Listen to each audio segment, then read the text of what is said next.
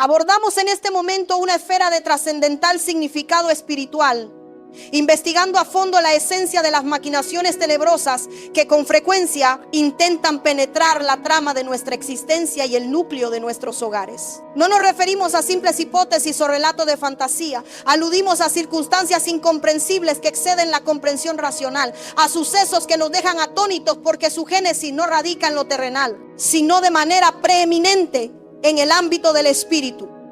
Hay una esfera imperceptible que funciona según sus propias regulaciones, preceptos que al ser desconocidos o ignorados nos imposibilitan alcanzar las bendiciones y la resguardada amparo que el Supremo Ser ha dispuesto para nosotros. Se presentan ocasiones en las que, a pesar de un exhaustivo examen de una situación, la intelección no consigue descifrar la razón, el momento o la forma de determinadas dificultades. Y es precisamente en esos instantes donde el dominio espiritual adquiere un rol preponderante e innegable en nuestra trayectoria vital. Descifrar este complejo tejido invisible constituye el punto de partida fundamental para una emancipación auténtica y perpetua, una liberación que perdure más allá de las circunstancias inmediatas. El aspecto crucial que hoy desglosaremos con mayor profundidad y que quedó pendiente de nuestra conversación anterior concierne directamente a estas estrategias de las sombras. Una proporción considerable de las adversidades que encaramos halla su origen en nuestra limitada perspicacia sobre el funcionamiento del reino celestial y del vasto cosmos espiritual que nos envuelve. Este reino intangible se rige por estatutos y ordenanzas divinas. Son preceptos inquebrantables que hasta que no logramos comprenderlos a cabalidad y aplicarlos con discernimiento, no podemos derivar de ellos el beneficio y la bendición intrínseca que encierran. Una de estas leyes primordiales y a menudo subestimada dictamina que cuando el adversario se propone causar la ruina a un descendiente, su acción estratégica inicial será la de atacar y cautivar a la progenitora. Esta verdad trascendental encuentra su confirmación y es robustecida por múltiples pasajes bíblicos que nos brindan una claridad inestimable y una guía precisa para enfrentar las artimañas del enemigo con la sabiduría que solo procede de lo alto, revelando sus tácticas ocultas y perniciosas. Podemos verificar la astucia de esta táctica adversaria al escudriñar un episodio de máxima relevancia en los evangelios, donde el Señor Jesucristo eligió un joven pollino para su entrada triunfal en la ciudad santa de Jerusalén. En el Evangelio de Mateo, específicamente en el capítulo 21, versículo 2, Jesús imparte a sus discípulos instrucciones de una precisión asombrosa que evidencian este principio esencial. Les ordena: id a la aldea que está enfrente de vosotros y enseguida hallaréis un asna atada y un pollino con ella, desatadla y traédmelos. La particularidad de esta directriz radica en que la verdadera necesidad del maestro era el pollino, el asno joven, destinado a cumplir la profecía. Sin embargo, su mandato no fue simplemente ir a buscar al pollino de forma aislada, sino que les instruye explícitamente a desatar primero a la asna madre. ¿Por qué esta meticulosidad en la indicación? La razón subyacente es que aunque el propósito divino era emplear al pollino para un fin glorioso, este no podía ser utilizado mientras su progenitora permaneciera en condición de cautiverio. La asna se encontraba ligada por ataduras y esta atadura que la aprisionaba impedía que el pollino fuese liberado y por ende empleado para el supremo cometido celestial. Si aún no ha visitado nuestro canal para descubrir más verdades impactantes, le animo a que se una a nuestra comunidad en Cielos Gloriosos 777, donde el conocimiento transformador le espera. Es verdaderamente asombroso cómo la divina providencia del Señor, en su ilimitada sapiencia, nunca deja nada al azar. Cada minúsculo detalle que se encuentra en las Sagradas Escrituras posee un designio de inconmensurable profundidad. No existe ni el más ínfimo elemento fortuito o casual en la ejecución de sus propósitos eternos. Dios, en su soberanía, requería el uso del pollino, y a pesar de ello, la orden directa y perentoria que emitió fue: desátala porque necesito el pollino. Y si alguien en su entendimiento limitado se atreviera a cuestionar la razón detrás de la necesidad de desatar a la madre, La respuesta que se les había de dar era contundente e irrefutable. El Señor los necesita. Aquí, en esta breve pero poderosa interacción, se manifiestan tres aspectos que captan poderosamente nuestra atención y nos invitan a una reflexión profunda.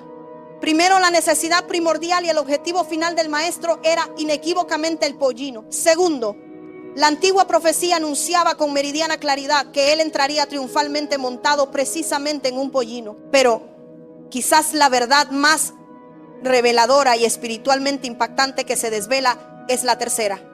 Para que el pollino pudiera ser plenamente utilizado en la consumación del plan divino, la madre, es decir, la asna, debía ser ineludiblemente liberada de sus ataduras. Este es un principio de legalidad espiritual de naturaleza innegable, una ley del reino que no puede ser eludida ni ignorada. Existe una concepción fundamental en el reino espiritual que designamos con el término de legalidad. Cuando el sumo creador confiere a un individuo la mayordomía o la custodia sobre un bien, le otorga junto con esa responsabilidad una autoridad intrínseca y un derecho legal sobre lo que le ha sido encomendado. Usted, ya sea en su rol de padre o de madre, actúa como el representante legal indiscutible de sus hijos en la esfera natural de la existencia. Nadie en el plano terrenal puede tomar determinaciones de carácter trascendental, aquellas que impactan profundamente el destino de sus descendientes, sin que medie su explícito consentimiento o su presencia física inequívoca. Si por ejemplo asiste a un centro hospitalario con un infante en estado de necesidad, se requiere sin excepción que sea el padre biológico, la madre biológica o el tutor legal designado, lo que significa en esencia alguien que posea una autoridad legalmente reconocida sobre el menor de edad.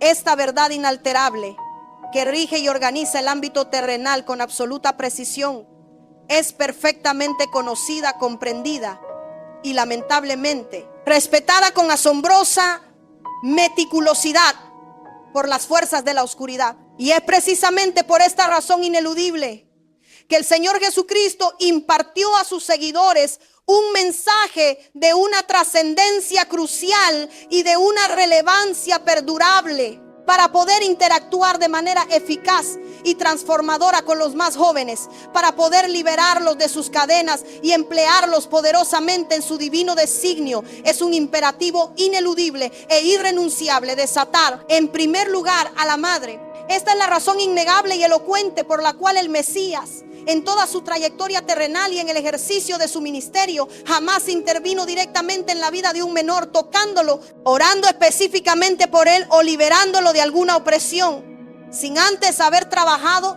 sin la menor excepción, con el progenitor o el tutor legal que ostentaba la autoridad sobre el infante. El primer ejemplo que ilumina con claridad esta verdad fundamental es el conmovedor relato de la hija de Jairo, un dignatario de la sinagoga. El Señor, en su sabiduría perfecta, no tocó a la joven que yacía inerte hasta que Jairo, su afligido padre, se humilló ante él.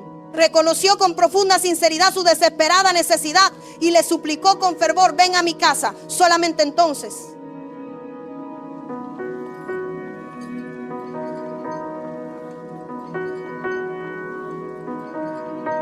y después de esta declaración de sumisión y fe, Jesús accedió a ir a su morada. Al llegar a la casa, su primera acción metódica y llena de autoridad fue la de apartar a aquellos que lloraban con estridencia y a quienes, con su actitud de incredulidad o desorden, perturbaban gravemente el ambiente, alejándolo deliberadamente de la cercanía de la niña. Después de establecer el orden divino y la necesaria legalidad en el entorno, procedió a orar por la pequeña, restaurando milagrosamente su vida a la plenitud. Jesús, en cada una de sus acciones y milagros, respetaba escrupulosamente y de manera inquebrantable las leyes intrínsecas de la legalidad espiritual, dejando un modelo para todos. Otro caso paradigmático que ilustra con fuerza este principio inmutable es el del joven endemoniado, que era arrojado alternativamente al fuego y al agua, sumido en un tormento indescriptible. Los discípulos de Jesús, en su ferviente afán por auxiliar y mitigar el sufrimiento,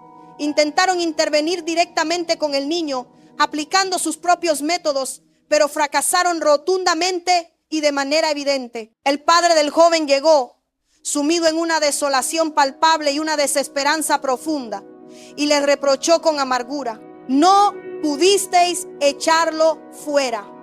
Y la verdad es que no lograron hacerlo porque no operaron bajo la legalidad espiritual adecuada, porque intentaron saltarse el principio divino establecido. Fue entonces cuando el Señor se dirigió directamente al padre del muchacho, y este, en un acto de profunda humildad, de una honestidad desgarradora y de una fe incipiente, exclamó con voz quebrada: trata con mi incredulidad, ayúdame en este aspecto de mi fe. Reconoció con una claridad asombrosa que su propia condición interior, su problema subyacente de fe vacilante, era un impedimento manifiesto para que el poder divino se manifestara plenamente y sin restricciones en la vida de su hijo. Al ser tratado el padre, al ser liberada su fe de las cadenas de la duda y al ser sanado su corazón de la incredulidad, el hijo fue instantáneamente, en ese mismo momento, liberado de su tormento. De igual forma, la mujer sirofenicia, clamando con persistencia y desesperación por su hija atormentada, fue atendida por Jesús primero a ella misma en una interacción que puso a prueba su fe y su humildad antes de conceder la tan anhelada liberación a su descendiente, demostrando una vez más el orden divino de la legalidad. Para aquellos que buscan una comprensión más profunda de la fe y desean fortalecer su espíritu, suscríbase a Cielos Gloriosos 777 y experimente la plenitud del conocimiento espiritual. A mí me resulta profundamente impactante y revelador observar que cada vez que el Salvador interactuaba con infantes o jóvenes que se encontraban afligidos por alguna enfermedad, opresión o posesión, su primer paso, sin excepción, siempre era trabajar de manera directa y estratégica con el progenitor o el tutor legal. El principio que legó a sus seguidores es inequívoco, grabado a fuego en las páginas del Evangelio. Si desean ver el obrar portentoso de Dios en la vida de los niños, trabajen diligentemente con los padres. Desaten a la madre de sus propias cadenas y entonces usaré al pollino para mi propósito divino. Desaten a la madre y entonces, y solo entonces, usaré al pollino. Para comprender la vasta envergadura y la grave implicación de lo que verdaderamente entrañan las obras de las tinieblas, debemos internalizar una verdad crucial. Existen ataduras, cadenas espirituales que, emanando directamente de la vida y las decisiones de los propios padres, impiden de manera absoluta la liberación genuina y duradera de sus hijos. Su buen pastor, por muy ungido que sea, por mucho poder espiritual que manifieste, nunca tendrá una legalidad absoluta sobre su vástago, a menos que usted, como progenitor, en un acto consciente y voluntario, se la conceda o se la transfiera. Lamentablemente, en muchas congregaciones y en un sinfín de hogares, y esto lo enfatizaba con acierto la pastora esta mañana, los hijos se transforman de manera sutil pero peligrosa en una especie de dioses o ídolos para sus padres, ocupando un lugar que solo le pertenece al Creador. Se puede con toda legitimidad reprender, amonestar e incluso disciplinar a los padres por sus faltas o desviaciones, pero con frecuencia la esfera de sus hijos se vuelve intocable, como si estuviera blindada contra cualquier intervención o corrección. Y esa atadura en los progenitores, esa idolatría velada y a menudo inconsciente hacia sus descendientes, es precisamente lo que impide que el hijo sea verdaderamente desatado y liberado de las cadenas espirituales que lo oprimen. Cuando logramos entender la verdadera naturaleza y el modus operandi de las obras de la oscuridad, comprendemos una verdad ineludible y transformadora. El día glorioso en que usted dio a luz no trajo al mundo a un simple bebé, a un ser humano más. Lo que en realidad hizo fue dar vida a un propósito divino, a una manifestación de la voluntad celestial. Su hijo no es un niño cualquiera, no es una vida sin rumbo. Ha nacido con un designio específico, con una vocación celestial preestablecida por el Todopoderoso. Y si usted no internaliza no asimila en lo más profundo de su ser que su hijo nació con un propósito sublime y trascendente, nunca podrá contribuir de manera efectiva y consciente a que ese propósito sea descubierto, cultivado y plenamente desarrollado en su vida. En ocasiones nos apropiamos tanto de nuestros hijos, los concebimos de una manera tan personal y exclusiva que perdemos por completo de vista el fin trascendente y la vocación divina para la cual fueron concebidos y traídos a esta existencia. La primera interrogante, la más fundamental y reveladora, que un padre o una madre debería plantearse a sí mismo con la mayor humildad y expectación posible, es la siguiente: ¿por qué nació mi hijo de esta manera particular? ¿Con qué propósito inescrutable vino al mundo? ¿Cuál es su razón de ser? Su misión divina en esta tierra. ¿Con qué designio lo has traído, Señor, a esta existencia terrenal? Permítale ahora mismo a la persona que tiene a su lado, con un tono de urgencia y convicción: necesitas descubrir el propósito intrínseco y singular de tus hijos. Yo personalmente he sido bendecida con 3 hijos. Y cada uno de ellos, sin excepción, nació con un designio completamente distinto, una vocación única y particular de Dios para sus vidas. Una vez que fui capaz de discernir y comprender la singularidad y la especificidad de cada uno de sus propósitos divinos, mi labor como madre y ministra se enfocó no en imponer mi voluntad, sino en colaborar activamente y con pasión con lo que Dios anhelaba realizar en y a través de ellos, guiándolos hacia su destino. A continuación, le compartiré algunas escrituras clave que nos proporcionan una luz invaluable en este proceso de discernimiento espiritual. El libro de Proverbios, en el capítulo 26, versículo 2, declara con una claridad meridiana y un impacto innegable: la maldición nunca viene sin causa. Esta verdad inmutable nos obliga, nos impele a escudriñar los fundamentos profundos y las raíces ocultas de nuestras aflicciones, a no aceptar la desgracia o la adversidad como un mero capricho del destino o una serie de eventos aleatorios. Más bien, nos invita a buscar la legalidad que permitió su entrada. Y uno de los pasajes que más impacta al respecto por su elocuencia y su relevancia es el del profeta Jeremías en el capítulo 7. Cuando lo encuentre en su sagrada Biblia, por favor, léalo conmigo con atención y reverencia. Quizás para algunos de ustedes hace mucho tiempo que no abren su ejemplar de la Santa Biblia, ¿verdad? Tal vez incluso les cueste un poco de esfuerzo hallar el libro de Jeremías entre sus páginas. La escritura en el versículo 11 del capítulo 7 dice: como jaula llena de pájaros, así están sus casas llenas de engaño. Así se hicieron grandes y ricos. Ahora, en un acto de profunda introspección, pregúntese a sí mismo y a la persona que le acompaña: ¿de qué sustancia, de qué influencias o de qué espíritus llena usted su casa, su morada, su santuario personal? El adversario, el enemigo de nuestras almas, siempre procurará utilizarle, manipularle sutilmente para que su morada sea colmada de algo que le otorgue un acceso legal, una puerta abierta para que ejerza su influencia maligna.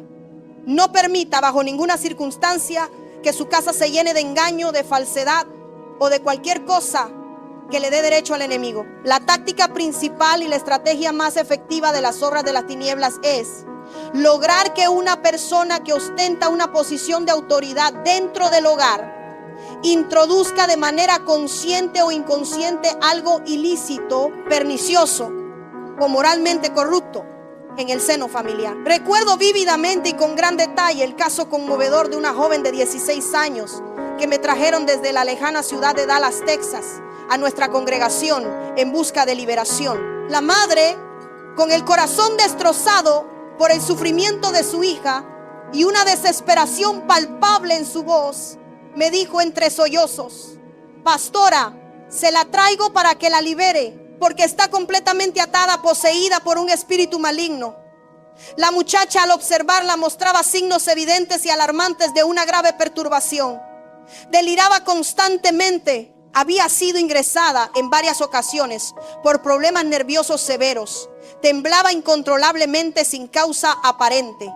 y lo más desgarrador, había perdido por completo el habla, sumiéndola en un silencio aterrador. Los diagnósticos médicos que le habían dado incluían condiciones como esquizofrenia y bipolaridad.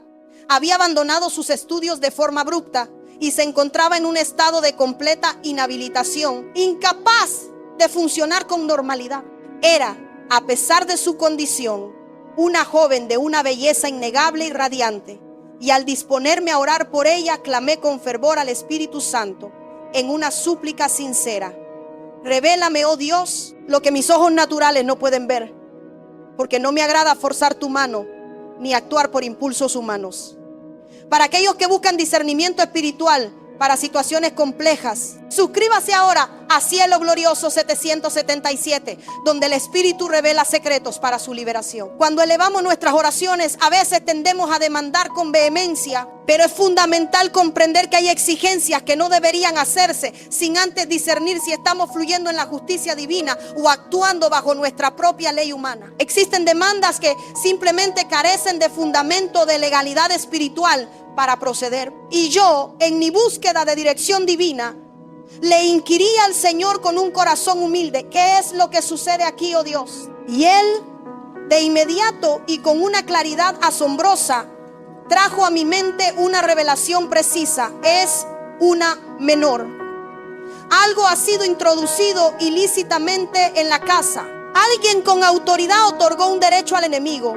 Hay algo, una corriente espiritual que está fluyendo en ese hogar.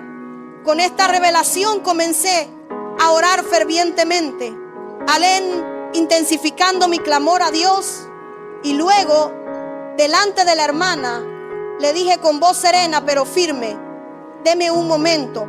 Y en ese instante empecé a hablar en lenguas, clamando en el Espíritu: Señor, háblame, Señor, dime con claridad.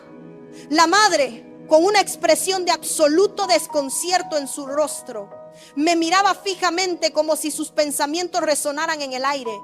Está loca, no va a orar por mi hija. ¿Está orando ella misma en vez de actuar? Fue entonces cuando, con la revelación divina fresca en mi mente, interpelé directamente a la madre con una pregunta específica. Veo una pared y en esa pared veo afiches negros. ¿Qué hay allí en esa pared de su hogar? La mujer, atónita ante la precisión de mi visión, respondió con voz entrecortada: tengo un hijo mayor. Él tiene unas pinturas extrañas en su cuarto. Él es satanista. Lee libros sobre ocultismo y hace esto y aquello, prácticas que no son del Señor. Yo, reconociendo la legalidad que se había otorgado, le dije: ya vamos por buen camino. Ya estamos discerniendo el origen. Y le hice la pregunta clave y reveladora: ¿y en qué trabaja su hijo, hermana? Ella, con cierta vergüenza, contestó: no, mi hijo no trabaja. Y entonces la pregunta culminante que destapó la verdad: ¿y cómo se compran los libros? Esos objetos oscuros que introduce en su casa, ¿de qué sustancia, de qué influencias o de qué entidades llena usted su morada, su hogar, su santuario? Es que a mí no me gusta la ropa que usa mi hija, pero ella misma se la compra. ¿Quién le proporciona el dinero, el sustento para adquirir esas cosas que abren puertas al enemigo? ¿De qué en realidad está llenando usted su morada, su espacio sagrado? A veces, con un anhelo sincero, pero un entendimiento limitado, deseamos que alguien, un ministro o un siervo de Dios, expulse de nuestro hogar lo que nosotros mismos, por acción u omisión, hemos permitido que entrara. Y por un principio ineludible de legalidad espiritual, nadie posee más autoridad legítima en su propia casa que usted mismo, el titular del hogar. Yo, siendo una sierva de Dios con una autoridad conferida, puedo adentrarme en su morada con el sincero deseo de expulsar a todo espíritu maligno que allí se encuentre, clamando su salida en el nombre de Jesús. Sin embargo, lo primero que el demonio, con su astucia y conocimiento de las leyes espirituales, le dirá con prepotencia será: yo tengo derecho a estar aquí, no tengo por qué irme de este lugar. La frase más común y recurrente que brota de una persona bajo atadura, una frase que no proviene de la voluntad de la persona misma, sino del ente demoníaco que ocupa su cuerpo, es: yo tengo derecho, se me otorgó el derecho de habitar aquí, no tengo por qué irme, es mía. Esta vida o esta casa me pertenece por legalidad. Esto se debe a que en el ámbito espiritual se han suscrito pactos y acuerdos, ya sean conscientes o inconscientes, que otorgan una jurisdicción al enemigo. El adversario jamás puede obligarle a hacer absolutamente nada en contra de su voluntad intrínseca, de su libre albedrío. Su estrategia maestra es la seducción, el engaño sutil que lleva a la transgresión. Y en el instante mismo en que usted accede a participar en alguna de las obras de las tinieblas, en ese preciso momento, usted está firmando un pacto, un acuerdo tácito o explícito que confiere legalidad al pecado que está cometiendo, permitiéndole a ese pecado erigirse en Señor y amo de su vida. Por ello, la Sagrada Escritura afirma con rotundidad en Juan 8:34: todo aquel que hace pecado, esclavo es del pecado. Y el pecado, una vez que tiene legalidad, se convierte en el amo tiránico de su existencia, estableciendo un pacto de pertenencia. Para más revelaciones que transformarán su vida y le enseñarán a cerrar puertas, suscríbase ahora a Cielo Glorioso 777 y únase a nuestra comunidad de fe. Dentro de este análisis profundo y necesario de las obras de la oscuridad, es imperativo que nos preguntemos con una honestidad brutal y una valentía inquebrantable: ¿de qué estoy llenando mi hogar, mi refugio, el epicentro de mi vida familiar? ¿Qué elementos, qué influencias, qué espíritus permito que entren y se asienten en mi casa? ¿Qué tipo de contenido se proyecta en el televisor de mi sala de estar, el punto focal de mi entretenimiento? ¿Qué imágenes, qué mensajes, qué contenidos visuales se consumen y se asimilan en los cuartos privados de mis hijos? ¿Qué se consume, qué se ve, qué se escucha en la plataforma de streaming de mi hogar, a través de la cual el mundo se filtra? ¿Qué se mira, se escucha o se lee, incluso en mi ausencia, cuando usted no está presente físicamente en la sala de su casa o en las habitaciones de sus seres queridos? Porque es posible, y esto es una verdad dolorosa, que a través de estas puertas abiertas, de estas ventanas por las que el mundo entra sin control, usted esté concediendo de manera inconsciente pero efectiva una legalidad alarmante a la fuerza de las tinieblas. Es un principio fundamental que observo constantemente, una y otra vez, en la palabra del Señor. Un tema recurrente. Dios siempre nos habla de legalidad, de derechos y de jurisdicciones espirituales. Diga conmigo en voz alta, para que su espíritu lo internalice: legalidad. Es un concepto que no podemos ignorar. ¿Cuántos de ustedes aquí presentes, en la sinceridad de su corazón, anhelan fervientemente y con toda su alma expulsar al adversario, al enemigo de sus vidas y de sus hogares para siempre? La clave para lograrlo es simple en su concepción, pero inmensamente poderosa en su aplicación práctica. Deben despojar al enemigo de toda legalidad, de todo derecho que haya adquirido para operar en su esfera.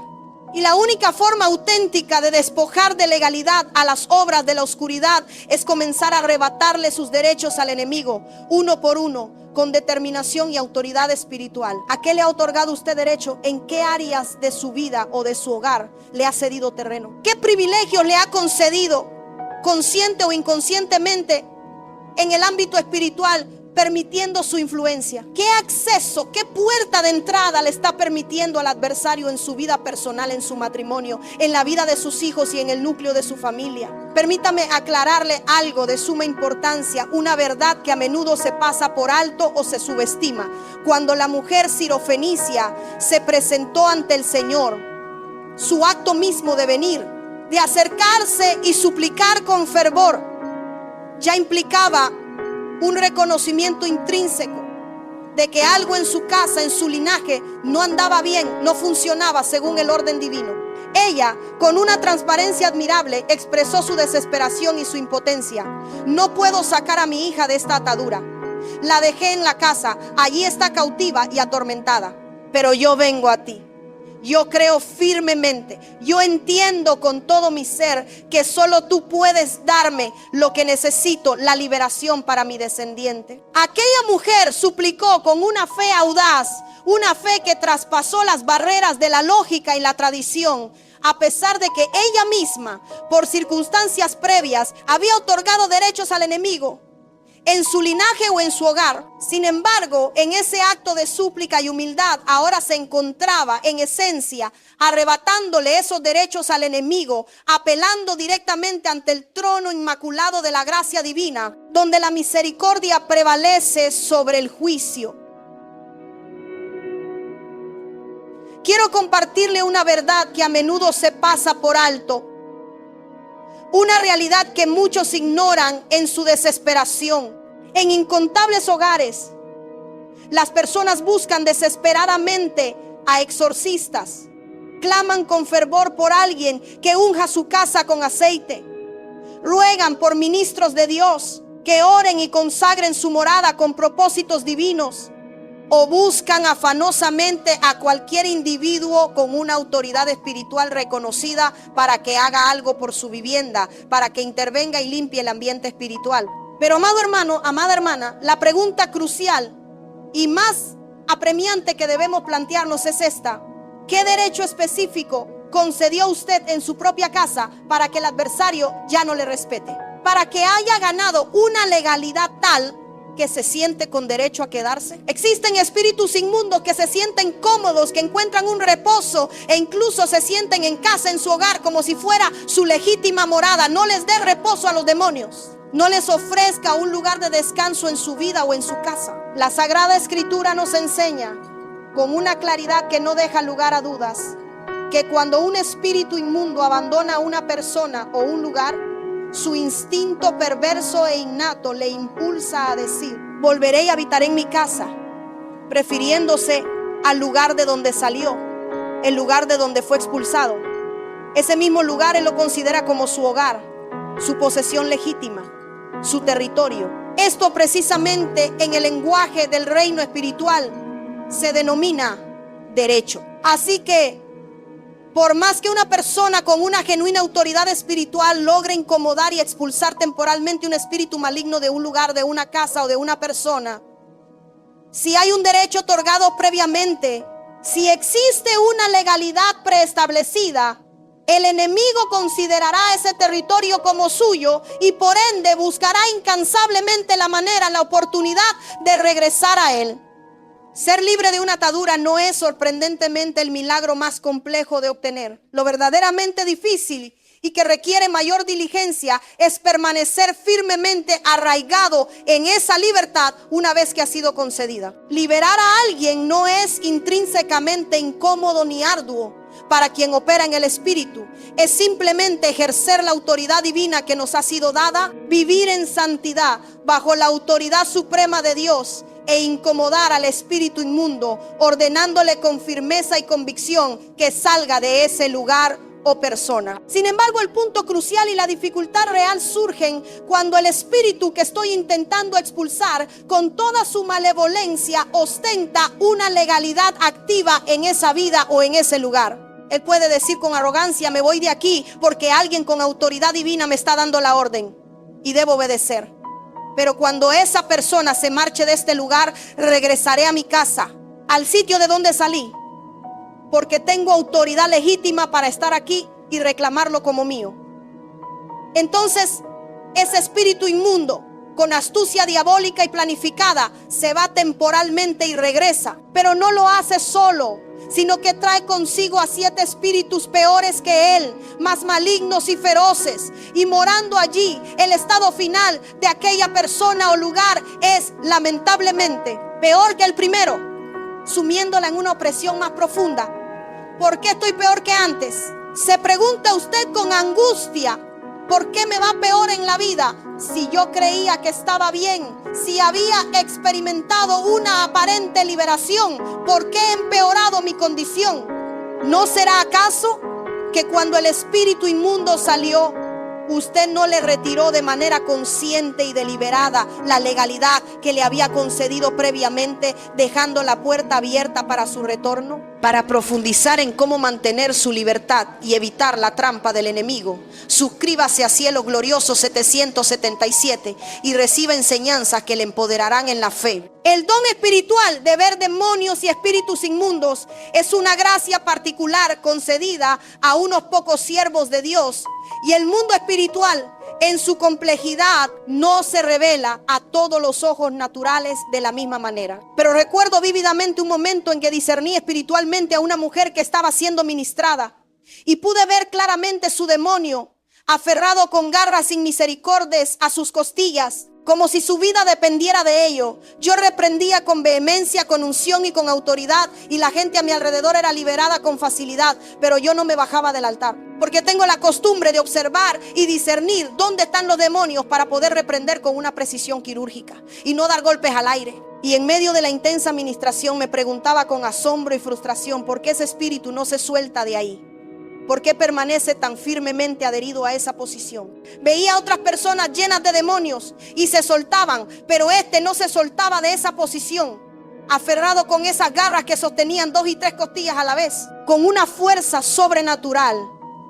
Y el Espíritu Divino, en su infinita misericordia y con una voz clara y audible en mi espíritu, me susurró al oído con ternura: es que tiene legalidad. Me sumergí de inmediato en una profunda reflexión con mi mente espiritual, trabajando intensamente, pensando, pero ¿cómo puede tener legalidad en ese lugar? ¿De qué manera? ¿Qué está sucediendo en esta vida? ¿Qué fue lo que pasó? ¿Qué acción o decisión le otorgó ese derecho? Y en ese mismo instante, mientras continuaba reprendiendo al espíritu y ministrando con fervor, comencé a inquirir en mi espíritu qué estaba ocurriendo en la vida de la mujer, buscando la raíz de esa legalidad. El Señor, con su soberana gracia y su omnisciencia, vino y me dijo con precisión: pregúntale por qué abortó. Y entonces uno se encuentra en un dilema moral y ético, ¿verdad? Porque había en el lugar una hermana que había abortado y lo había hecho conociendo a Cristo después de haber aceptado la fe, y el Señor me estaba revelando que había una legalidad activa y poderosa en su vida, una puerta abierta que el enemigo estaba usando. La entidad demoníaca, con arrogancia, no se movía de su posición porque se sentía en su derecho de estar allí. Esta es una oportunidad divina que el Altísimo le está concediendo a usted hoy, porque sinceramente me dolía en el alma tener que revelarlo. Como ministra, soy sumamente cuidadosa con la información confidencial. Me apena tener que decir públicamente algo tan íntimo y doloroso sobre la vida de una persona. Atención, secretos del reino están a punto de ser revelados. Sientes que fuerzas invisibles te atan, que tu vida no avanza, que tus seres queridos luchan en batallas sin sentido aparente. La respuesta no es casualidad, está en la legalidad espiritual, un concepto que el enemigo usa magistralmente a su favor, pero que tú tienes el poder de revertir ahora mismo. No te pierdas esta enseñanza transformadora que desvela cómo el poder indomable de tu boca, la verdad inquebrantable de tu confesión y el conocimiento de los principios divinos pueden desatar milagros asombrosos y traer una libertad que jamás imaginaste. Para que nunca te pierdas lo último y más impactante de nuestras revelaciones, para que sigas creciendo en la verdad que libera, suscríbete ahora mismo a Cielos Gloriosos 777. Te esperamos para seguir desvelando las glorias inefables del Padre y caminar juntos en victoria.